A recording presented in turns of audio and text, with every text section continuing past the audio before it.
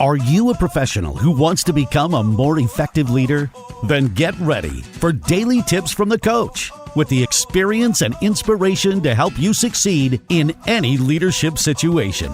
You're listening to the Meeting Leadership Podcast with Gordon Shepherd.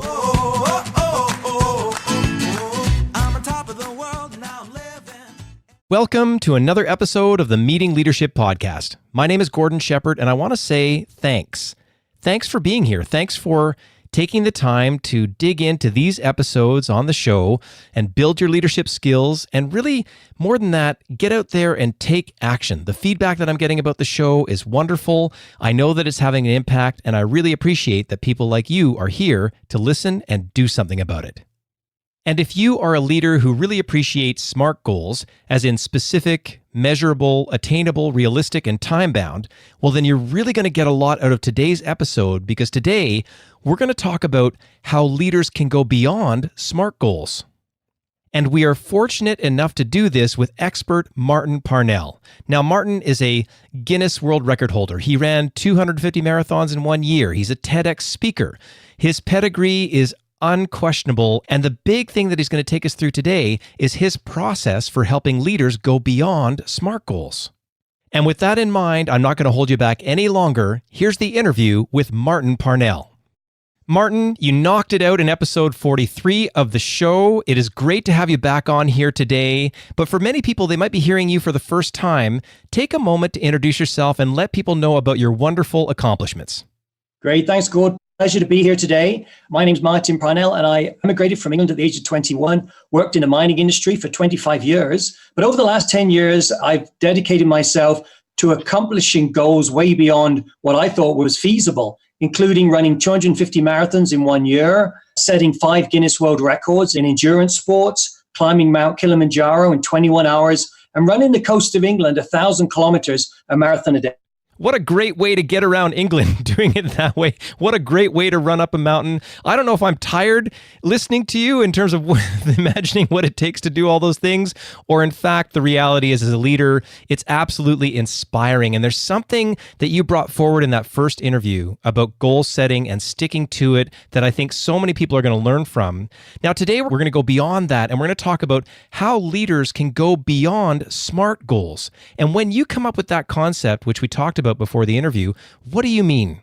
I've been fascinated with goal setting really ever since I came up with the idea of running the 250 marathons and trying to raise $250,000 in 1 year for the children's charity Right to Play.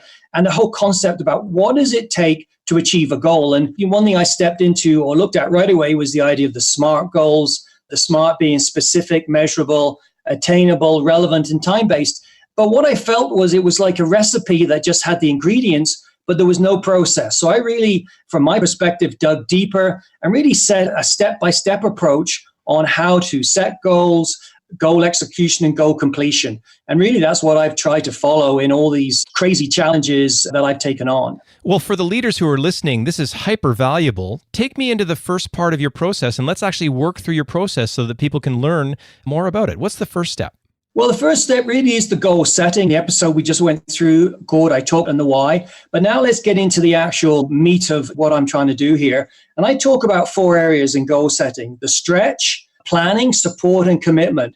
The stretch is the gap. What's the gap between where you are now and where you want to be? And in between that is really the steps that have to happen to get to the goal. The other is planning, so critical. I totally believe in planning, but let's realize things will happen. But I think the effort you put into planning will pay huge dividends. Support, who's going to support you? Who's going to be on your team? When I ran the 250 marathons, I had a medical team. I had people who were supporting me, a media team, the Right to Play team, and so on. Who's going to be in your corner?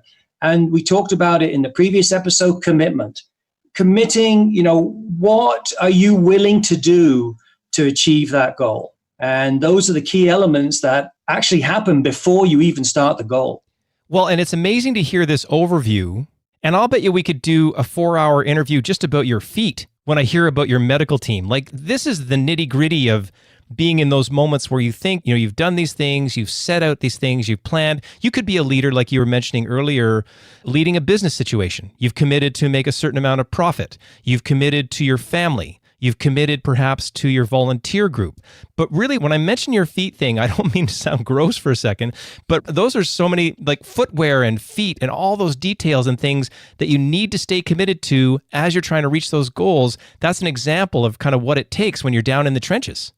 Absolutely. And it's interesting. You talk about feet and shoes. I used 25 pairs of shoes when I ran the 250 marathons. And I didn't have a shoe sponsor, but I went out and people gave me shoes, individual shops. And then, in the end, I had 25 pairs of shoes that I needed. Very basic, but you got to look after the details. You have to be totally invested in where you're trying to go, in your people, what they need, and in the process. And you've got to buy into the process and follow it through to the end.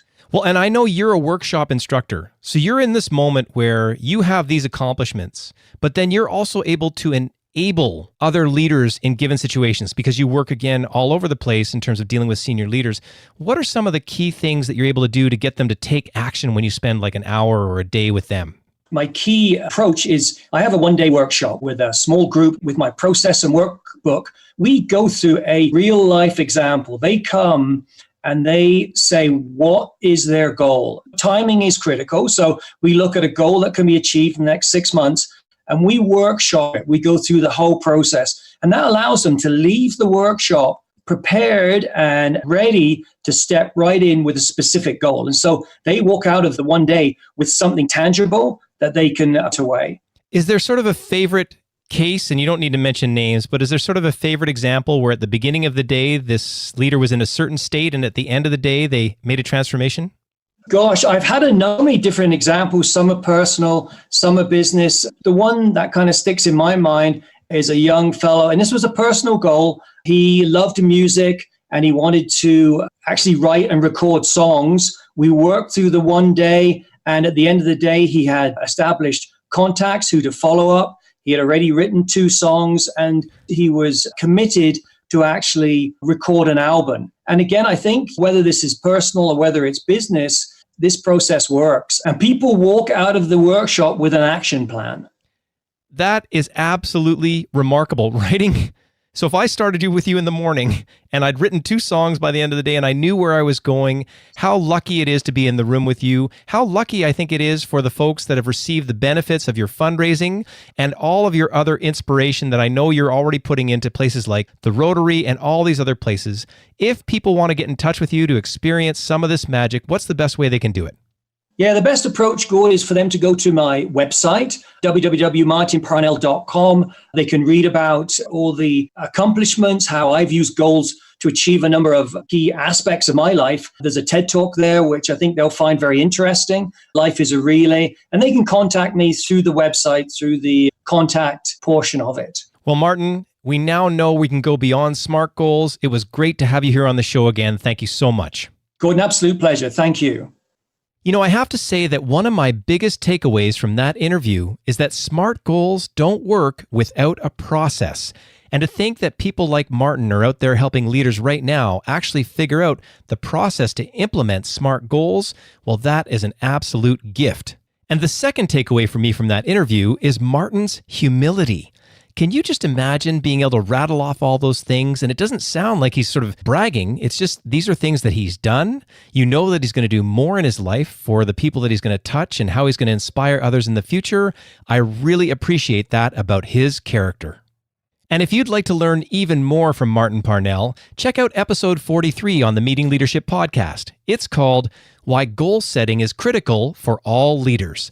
And you can get that by going to meetingleadershipinc.com/43. And we are also really lucky to have Martin back on episode 76. And in there, he's going to share an inspiring story about how running and his passion for it took him over to Afghanistan to support women who, under really tough circumstances, are just learning to run marathons over there. And you can listen to that interview by going to meetingleadershipinc.com/76. And I also want to let you know that this episode of the Meeting Leadership Podcast is brought to you by the Meeting Leadership Academy. Now, like Martin, I am also a trainer, and I'm really proud of the live training that I offer through the Academy to work with senior leaders, to get them practical tips, to help them build their leadership skills so they can run outstanding meetings. And if you'd like to learn more about that, please visit meetingleadershipinc.com/academy. And as always, thank you so much for listening, and we'll see you tomorrow on the Meeting Leadership Podcast.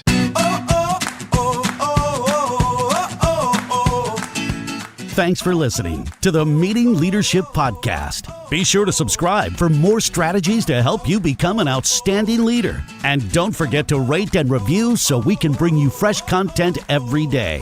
We'll see you tomorrow, right here on the Meeting Leadership Podcast. I'm on top of the world, now I'm living, and the good just gets better, keeps on giving, not even close to the end.